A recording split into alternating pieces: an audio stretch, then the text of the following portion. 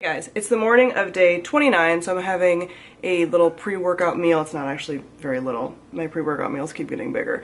And then I'm packing my after-workout meal, which is my cauliflower bake with spinach salad. Here's my pre-workout meal. It's really not that big. Grapes, eggs, a little tiny bit of avocado, and a spinach salad. Just been feeling weak in the gym and I'm trying to fuel it. I think having more carbs back might help, but we'll see what happens. But home stretch, one more day after this, but like I said in my last vlog, I'm not getting sick of the food or anything. I'm just ready for reintroduction, especially to see if it fuels my workouts better and to see if I have any food sensitivities. So this is going to be a combination typical Whole30 / reintroduction vlog for the next couple of weeks.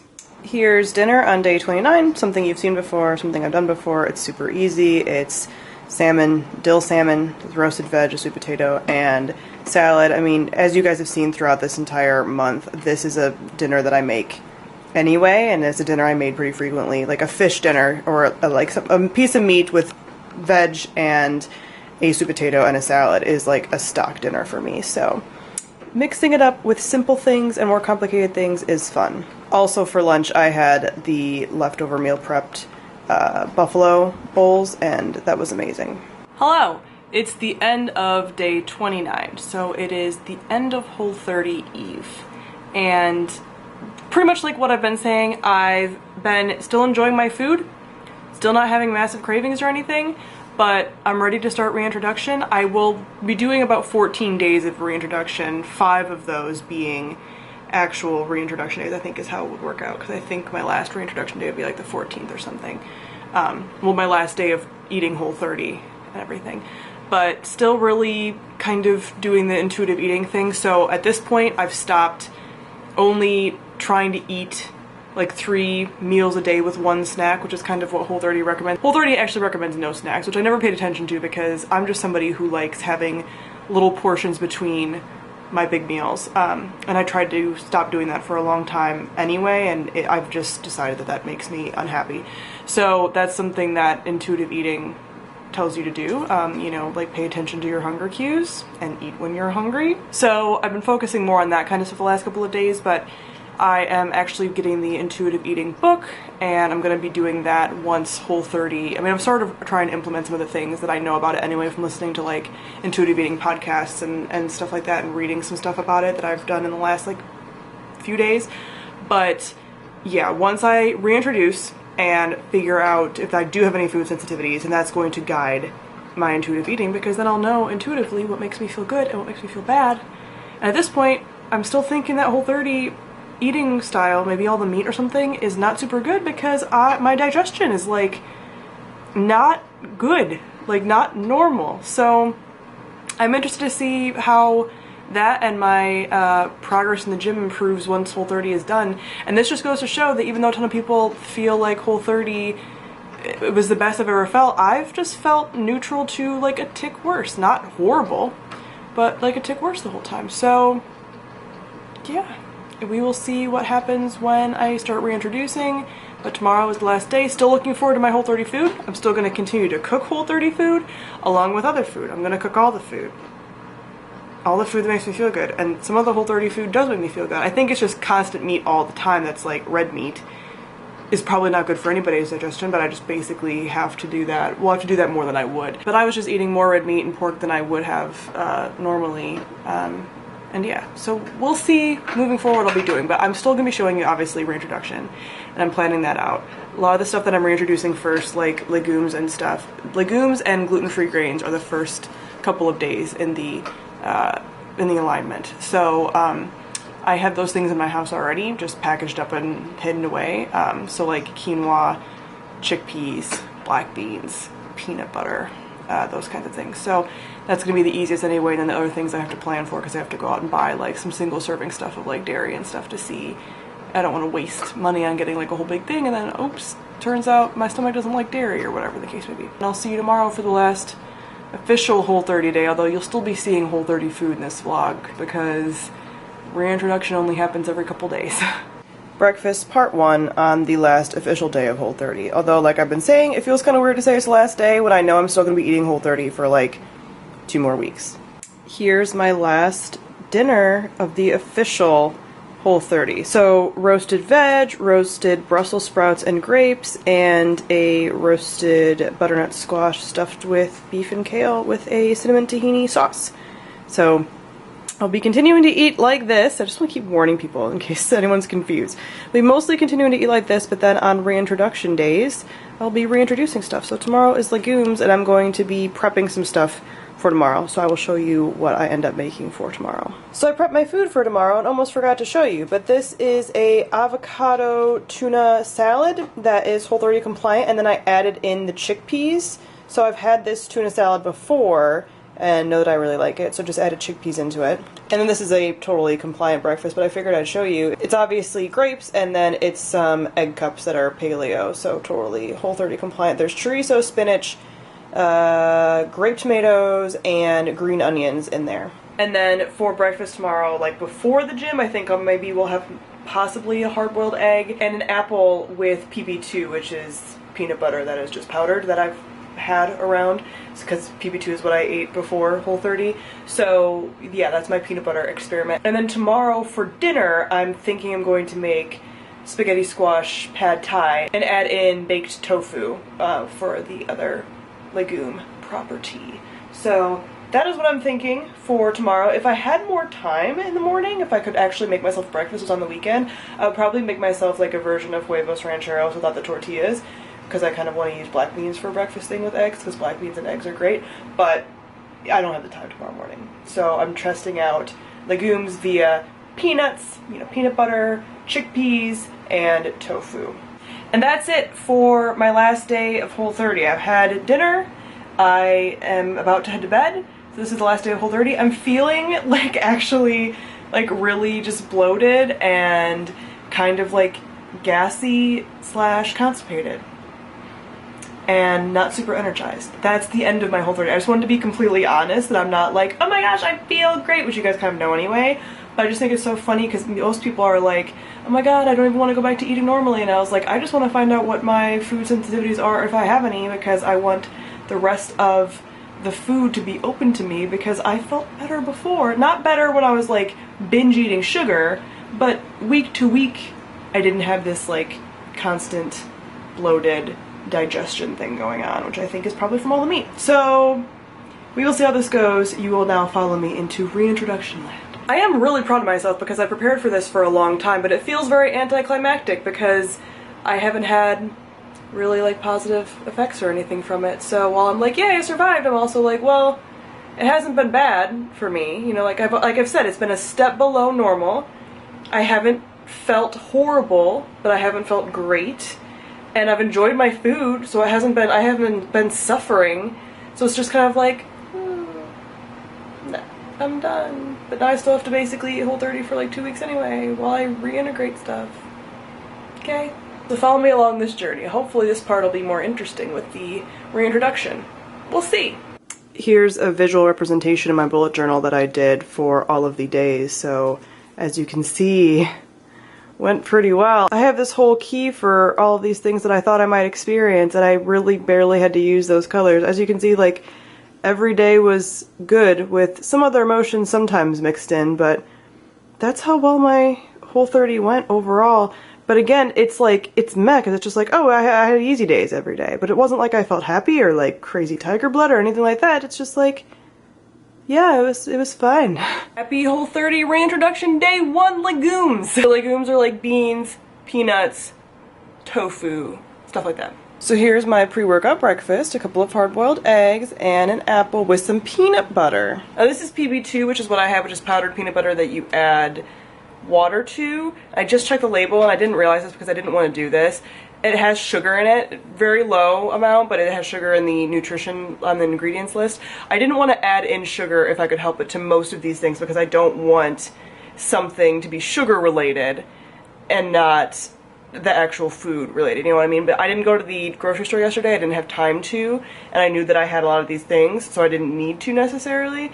But if I would have gone to the grocery store and realized this before going to the grocery store, which I had no way of doing, so this wouldn't have happened. But I probably would have tried to find a natural peanut butter that had no sugar. But I know that's hard with peanut butter and stuff anyway, so it might not have even happened. And I already had this, and I don't want to, I'm almost out of it, so I don't really want to waste it anyway. But yeah, and I don't think peanut butter is going to be a problem, and this is a very low amount of sugar. And I'm trying to keep the added sugar out of stuff as much as possible. It's going to be harder when I get to stuff like the gluten grains and whatever, though. So yeah, this is my first added sugar in a month, but again, I didn't really feel much difference anyway most of the month, so it's fine. And I did my measurements and stuff, but I'll talk about that, I think, in my like Whole30 experience video, so I kind of know where I sit after the official Whole30 part. And then I'll probably do it once more after reintroduction, maybe? I don't know. So here's dinner on Legume Day. I made a Whole30 compliant pad thai, sort of a pad thai, with some tofu baked in a peanut sauce, and the pad thai is like obviously not a real pad thai because I actually used a like Japanese stir-fry veg in it, and that's spaghetti squash as well, but it's kind of like a knockoff pad thai. It has pad thai kind of sauce and stuff in it, with an Asian salad and some kombucha. And so far, Legume Day has been going well, which I kind of thought it would. I didn't have any noticeable reaction from peanut butter or chickpeas earlier today. As per usual, Tally decides that now is the time to scratch to make the most possible noise. So we'll see how I do with tofu, but I'm pretty certain everything's gonna be good. So I sort of made the mistake of eating past the point of fullness with my spaghetti squash pad thai because it was so good, not thinking about the fact that if I have a stomach ache, which I did a little bit for just a little while, it wasn't severe or anything, after eating, I'm not going to know if it's a stomach ache from tofu or a stomach ache from overeating. So, I mean, I wasn't like sick stuff, but just like, you know, I should have stopped like 10 bites before I did. But it was delicious. So I don't think it's a problem. It's not, I don't feel, or I didn't, because I don't feel sick anymore. I didn't feel sick. I mean, I didn't feel bad enough to really warrant feeling like I had to retest it. I'll just keep my eye on it when I eat tofu in the future and be like, am I having a stomach ache every time I eat tofu? Even when I'm not overeating, then I'll know that it's like a thing, but I don't think it's enough of a thing at this point to have to retest it. So going back to Whole30 for the next 2 days, and then doing gluten-free grains in a couple days on Saturday. Here is breakfast today. I opted to not go to the gym this morning because it's 8 degrees Fahrenheit outside, and I just decided that I could make up this day on the weekend. So I get to have a big breakfast because I have a little more time. But this is not a reintroduction day. This is a back to Whole30 day. So during these days, during these weeks now that I'm doing reintroduction, I probably won't talk much unless I'm having some kind of reaction or revelation about something that I reintroduced. So today I'm feeling like my digestion's getting a little bit back to normal, so we will see if that remains true, but so far I'm still thinking that soy and legumes weren't a problem. So back to Whole30 for a couple of days. You'll probably just see food updates, and that's it unless I have a significant change. Here's dinner the day after Legume and Reintroduction Day, so having some roasted asparagus and finishing up the kale and beef stuffed butternut squash with the tahini cinnamon sauce. One thing from Whole30 that's definitely going to continue is the meal prepping and me just getting in the habit of making things ahead of time and like making double portions of like dinner to have for lunch and stuff like that. I meal prepped before, but not quite as intensely, and I actually feel like Whole30 helped me kind of create a system more so, and just scheduling it and planning things. Like today I was like, I need to roast some sweet potatoes. Tomorrow I need to hard boil some eggs.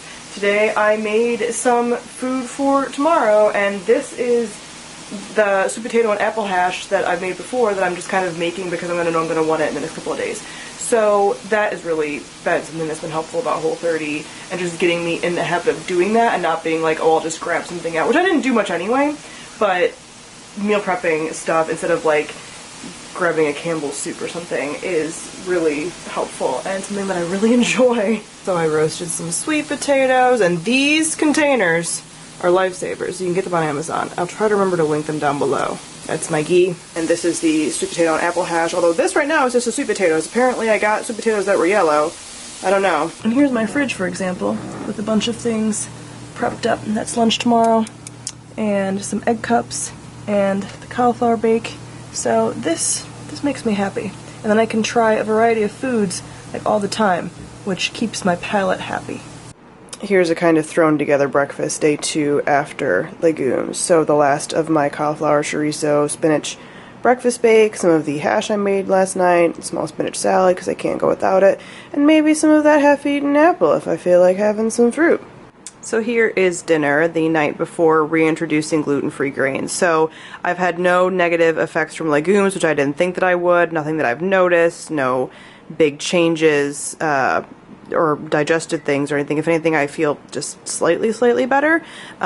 So tomorrow is gluten-free grains, so I will be showing you a lot more detail tomorrow on what I'm eating and how I'm reintroducing gluten-free grains. Hello, it's gluten-free grain reintroduction day. So right now I'm making some breakfast. I was going to go to the gym this morning, but it's really cold, so I decided I'm going to skip it and go tomorrow. And that's why I create a flexible gym schedule in which I can switch some days around, because 2 days this week now I've switched around due to how freaking cold it is. But this morning I'm having some gluten-free oatmeal. It was great at the grocery store since a lot of like single serving things are out there, so I was able to find a little single serving oatmeal in case my body doesn't like oatmeal, which I'm pretty sure it'll be fine. But I did that with a couple things, which you'll see later when I'm doing dairy. So I have this little gluten-free oatmeal, and I was able to find one that didn't have sugar, because I did want to make sure that I was eliminating sugar still, because I didn't want sugar to be interfering with some kind of reaction or anything. So although I really wanted the like cinnamon maple one, and I'm going to add in sugar at some point, I'm just going to try to add it in as late in the game as possible with the reintroduction, so it's not like, oh, I'm not feeling well, but it's actually due to sugar. You know what I mean? So I'm going to, this is just like plain gluten-free oatmeal, so I'm going to add in cinnamon, some raisins, and some nutmeg, I think. And I'm also eating some bacon and some eggs with this morning, having a nice, warm, comforting breakfast. Here's my delicious oatmeal. Look at how yummy it looks. So I ended up adding a little bit of honey to it because it was just not that good, and I didn't want to force myself to eat something that wasn't that good. I added a little bit too much nutmeg, so that kind of made it. But honestly, I will never be eating oatmeal without like sugar or maple syrup or something in it, or honey, so it was okay with me, and it was like half of a tablespoon or less, so it's fine. But yeah, I wanted it to be actually enjoyable and not just force myself to eat oats to test oats. So here's lunch on gluten-free grain days. I took the spaghetti squash buffalo shrimp bowl that I had last week, buffalo shrimp ranch bowl. It's so freaking good. And instead of doing spaghetti squash, I did quinoa, some shredded cabbage, and some carrot. So the quinoa is the gluten-free grain, and then I'm having a salad and some kombucha. So I made some popcorn that I made in melted ghee with some melted ghee on top and some sea salt. Thank you for your contribution. Here is dinner on gluten-free grains day. I'm having my dill salmon that I love, some leftover salad from earlier, and a Mexican street corn salad. So I used Whole30 mayo, cilantro, lime, and chili powder over corn. So far I have felt totally fine with the gluten-free grains, so I think we're in the clear for this as well, which is what I suspected. So here's breakfast the day after gluten-free grains, back to eating Whole30 again. So it's a spinach salad, some apple and sweet potato hash, and some hard-boiled eggs with the Trader Joe's everything but the bagel seasoning. I am a hobbit and I am having second breakfast, because I'm an adult hobbit. This has easily become one of my favorite Whole30 meals. It's the buffalo shrimp spaghetti squash with ranch and then a little Asian salad. But oh man, this buffalo shrimp, it's so freaking good. So here's my pre-gym breakfast on Monday. So this is the last day of week 5, and I have a feeling, just based on what I've been doing, that I haven't shown a ton of things in the vlogs. I've definitely been showing my reintroduction, but these are obviously much more reintroduction based. My thoughts still stay the same. I am very excited and ready for just food peace, intuitive eating, food freedom after this. So tomorrow, Tuesday, is when dairy reintroduction starts. So I'm doing low risk dairy on Tuesday, and then a couple days later doing high risk dairy, and then doing gluten. So actually next week is going to be my last vlog. So next week's vlog is actually going to be a little longer than a week coverage, because I'm just going to continue until the very end, so I don't have like a 2-day vlog. And because these vlogs are a lot shorter, because I'm not really making many comments in them, then it's a little bit easier to do it that way. But we'll see what happens with dairy. I haven't noticed anything different from gluten-free grains or anything, so yeah, dairy starts tomorrow. I already have a lot of food prepped for it. I feel like dairy is going to be the biggest reintroduction, and that's why I split it into 2, and it's the one that I feel most likely would have a food sensitivity, but I also feel like I might not at all. So yeah, that's where I am. I'll probably show you dinner today. I'm going to be meal prepping some things for the rest of the week for lunches and stuff, so I'll probably show you that. But otherwise, same old, just waiting for this to kind of be over at this point, because I'm ready for more variety. So this is a spaghetti squash fresh out of the Instant Pot that I'm going to take all of the delicious spaghetti strings out of for later on in the week. And I'm also making this ground beef for a chili stuffed sweet potato. That's going to be lunch a couple times this week as well. I'm also using the Instant Pot to hard boil some eggs. That's the key to all of this with meal prep of any kind, but definitely Whole30, really, I mean, any kind, is multitasking. Just have a bunch of stuff going at once. Here's the finished chili to go in the sweet potatoes, and it's delicious. So I'm having a cast iron seared pork chop, a baked sweet potato, and some roasted veg for dinner. Because I'm reintroducing dairy tomorrow, and dairy is something that I've sort of felt like maybe could be an issue, I'm trying to stick to foods that I for sure know like don't cause me stomach issues. Sometimes I feel like beef does, which is why I'm making the beef for later on in the week. I just didn't want to introduce it like the same day as dairy introduction. I mean, I'm not reintroducing beef, but I didn't want to eat that the same day and potentially have a stomach ache from beef or something being too rich or something like that. I don't actually know if beef causes any issues, but just the fact that I've had some stomach stuff during Whole30 and I'm eating more like beef and pork makes me think that it was red meat, but who knows. So I was just sticking to more things that I was eating before as well. So that's why I'm sticking to this kind of thing. And then tomorrow I'm having shrimp for lunch and stuff like that. So tomorrow is low risk dairy. So these are the things that I was eating before on a regular-ish basis.